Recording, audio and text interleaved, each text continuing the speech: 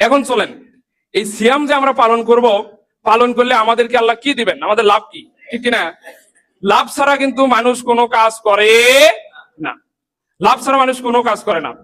সাল ইবনে সাদ রাদিয়াল্লাহু তাআলা আনহু তিনি আবার বললেন, ফিল জান্নাতি সামানিয়াতু আবওয়াব মিনহা বাবু ইউসাম্মা রায়্যান।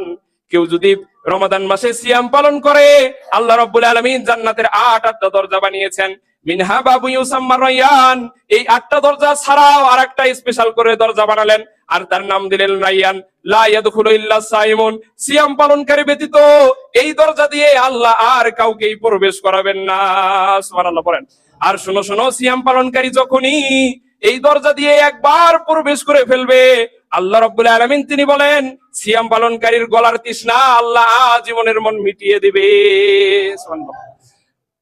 আবু হুরায়রা রাদিয়াল্লাহু তাআলা আনহু তিনি হতে বর্ণিত, রাসূল সাল্লাল্লাহু আলাইহি ওয়াসাল্লাম বলেন, আদম সন্তানের জন্য প্রত্যেক নেক কাজের আল্লাহ 10 গুণ করে, আবার তার সাথে 7 গুণ দিয়ে 700 গুণ করে, কিন্তু সিয়াম ব্যতীত, ইল্লা সিয়াম, সিয়াম ব্যতীত, কারণ আস-সাওমুলি, আল্লাহ রাব্বুল আলামিন বলেছেন সিয়াম একমাত্র আল্লাহর জন্য। কার জন্য? আল্লাহর জন্য। আল্লাহ রাব্বুল আলামিন হাদিসে কুদসির ভিতরে বলেন, কেউ যদি আমি আল্লাহর জন্য সিয়াম পালন করে, শোনো শোনো, আমি আল্লাহ তাকে সরাসরি 2টো পুরস্কারের ঘোষণা করে দিলাম। একটা পুরস্কার আমি আল্লাহ দুনিয়ার বুকে তাকে দিয়ে দেই, যেই পুরস্কারটা হলো সারাদিন সিয়াম পালন করার কারণে আমি আল্লাহ তার ইফতারির ব্যবস্থাটা করে দেই। সুবহানাল্লাহ পড়েন। আল্লাহ যদি ইফতারি না দেয়, আপনি নিজের ইফতারি নিজে বানিয়ে খেতে পারবেন? একটা চাল তৈরি করার ক্ষমতা আপনার আছে?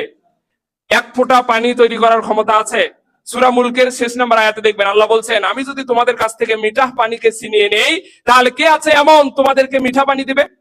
আল্লাহ ছাড়া আর কেউ পানি দিতে পারে? বিজ্ঞানীরা কয়েক হাজার বছর গবেষণা করে মাত্র হাফ গ্লাস পানি তৈরি করেছিল। কয় গ্লাস? Half glass. তাও তারা সেই পানি খাওয়ার উপযুক্ত এরকম তথ্য দিতে পারেনি।